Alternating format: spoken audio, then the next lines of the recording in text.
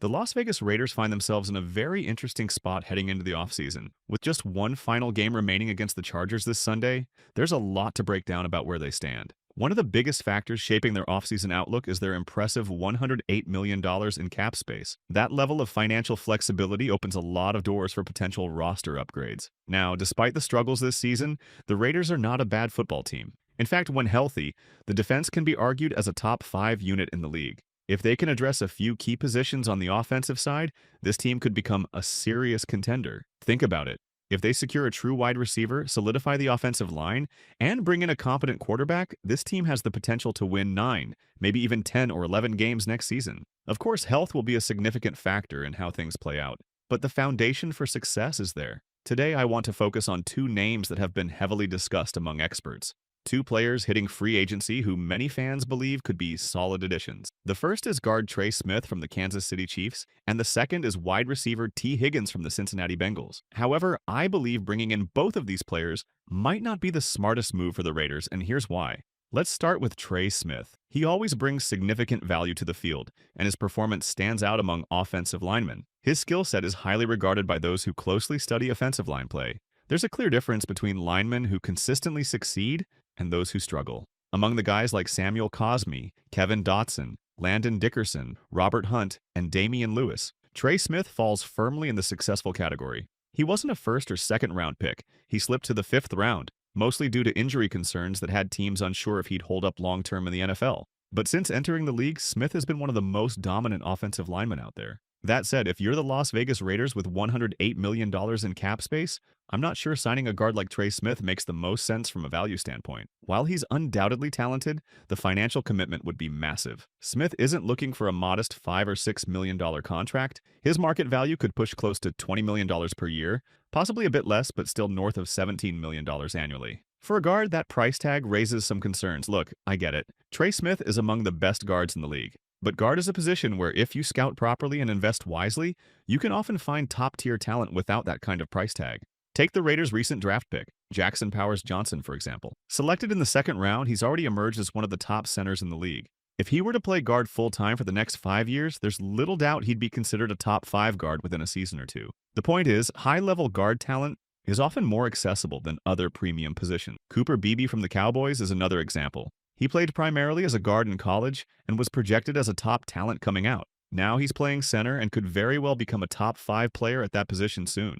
Identifying talent like this in the draft is possible every year, and that's why spending nearly $20 million on a guard just doesn't seem like the best use of cap space. When you break down positions that have the most direct impact on winning and losing, the quarterback obviously sits at the top of the list. After quarterback, the next most impactful positions are wide receiver and offensive tackle. On the other end of the spectrum, positions like running back and guard tend to have a lower overall impact on a team's success. Even tight end, unless you're talking about a rare talent like Brock Bowers, who's more of a hybrid receiving threat, generally falls lower on the priority list when it comes to positional value. The reality is a 3rd-round tight end often won't have a major impact on a team's performance. So when you're the Raiders with this much cap space, you have to be strategic about how that money is spent. That's why signing Trey Smith could be a poor value decision. Think about it. If you draft a talent like Tyler Smith, as the Cowboys did, you get 5 elite years from a top guard, all on a rookie contract. Then, when he's 25 or 26, you extend him and still get another prime stretch of his career. To be clear, I'm not saying Trey Smith wouldn't still be a top 10 guard if he joined the Raiders. I just don't believe it would be the smartest value move for the team considering the price tag involved. Now, shifting gears to Tee Higgins. This is a player I'm much more on board with for the Raiders. Higgins has proven himself as a legitimate WR1, and if the Raiders were to pursue him, it could be a game changer. However, there's a big catch. Higgins is likely going to command around $30 million per year. That's a massive financial commitment, and with a price tag that high, the Raiders would need to prepare for sacrifices elsewhere on the roster. This brings us to a key issue: depth. The Raiders have 27 pending free agents as they approach this offseason. That $108 million in cap space looks great on paper, but it exists because nearly half the current roster will need to be re-signed or replaced. When you start looking at the names on that list, you will see that there are some significant contributors. Key players like Robert Spillane,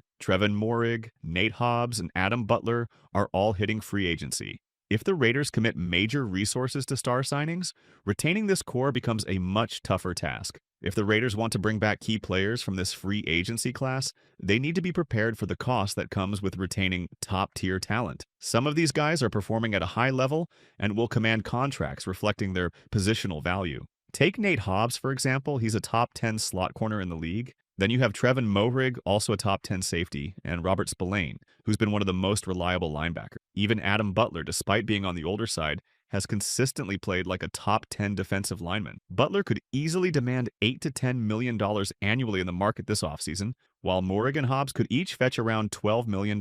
Another player the Raiders will have to seriously evaluate is Malcolm Kuncey.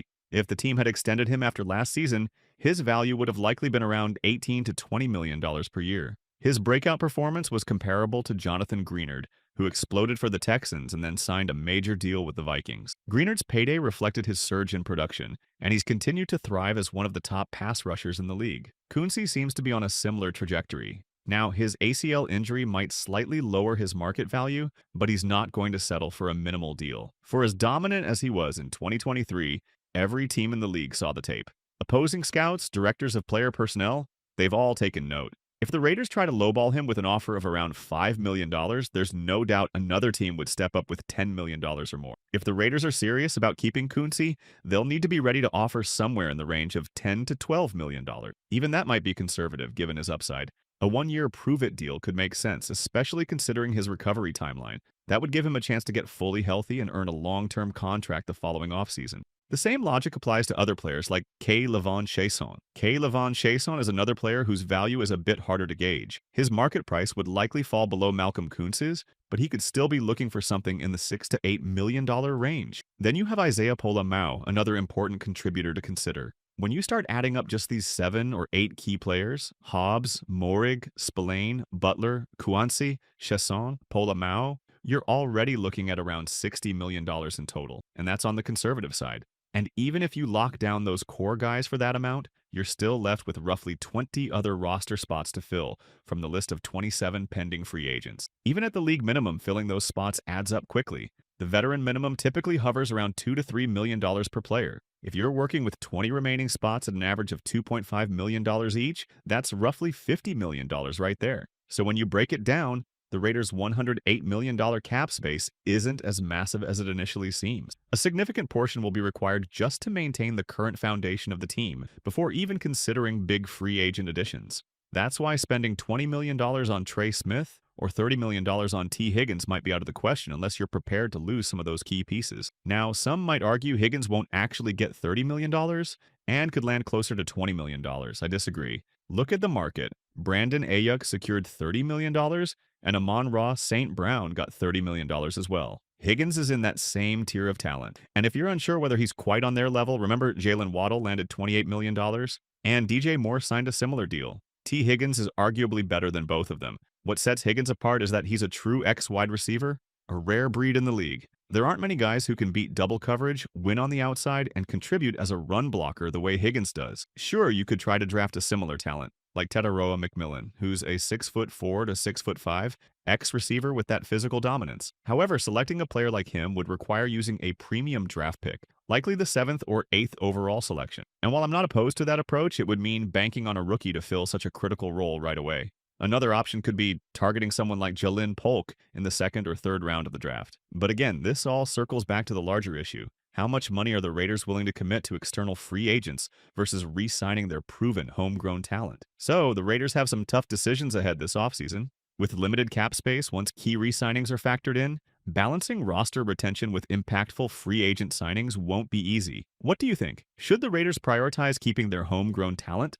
or go all in on a top-tier free agent? And if you could pick just one position to upgrade this offseason, what would it be? Share your thoughts below and don't forget to subscribe for more Raiders updates.